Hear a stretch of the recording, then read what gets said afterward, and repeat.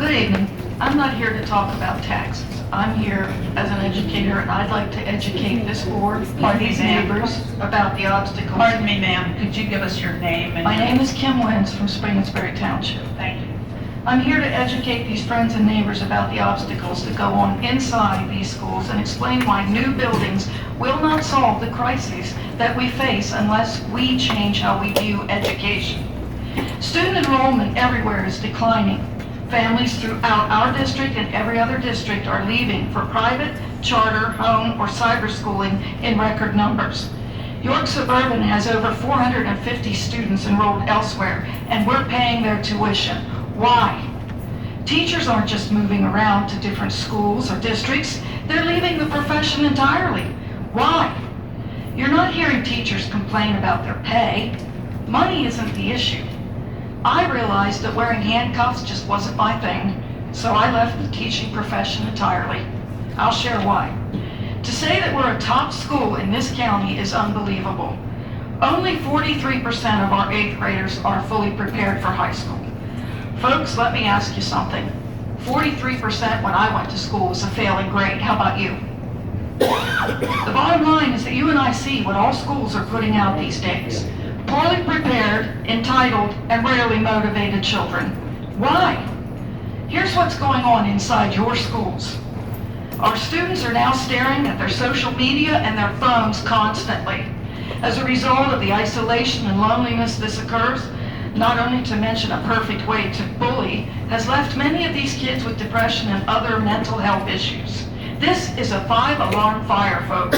We're actually paying to hold mental health beds in several facilities for our students if they need it. If you think it's bad now, wait till you see what artificial intelligence does. We have students here, and students in every district, that have been changing their names and genders 3 and 4 and 5 times in one working period, and as teachers, we're expected to keep up with that.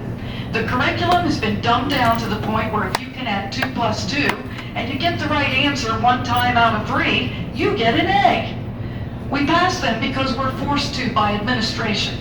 We can't have parents unhappy, and if you don't pass them, our school scores will drop. Teachers are expected to spend more and more time with students who are learning disabled and cannot speak our language, so more advanced students no longer receive any challenge. As a result, they become bored, lose motivation, and they often just sit in class on their phones. Your teachers are shackled by the system.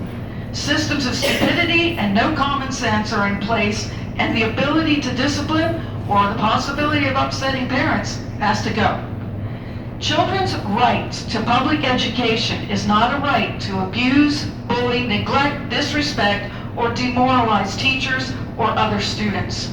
But God forbid the admin and the board would stand up to helicopter, or nowadays Black Hawk, parents, and as far as what they want done.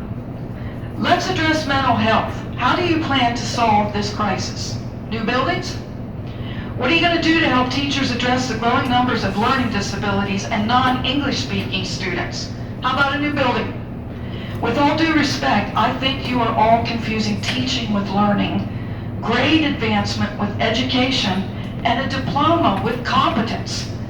Instead of making York Suburban's education a central focus, we've made it a political hotbed. Your primary concern seems to be optics, data, and re-election prospects. Education, folks, should be a non-partisan issue.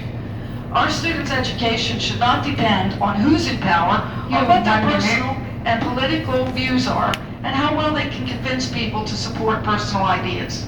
We're employing ineffective policies written by people who have no idea what they're doing but don't want to listen. If the grades go down, though, who gets the blame? The teachers.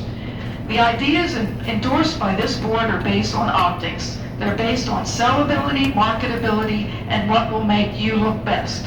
What seems to be important to you is what will convince the taxpayers that you're doing a good job when you announce you're sinking millions into yet another idea that won't make a difference because you're addressing the wrong issues in the wrong way. And we, the taxpayers, are expected to foot the bill. Thank you.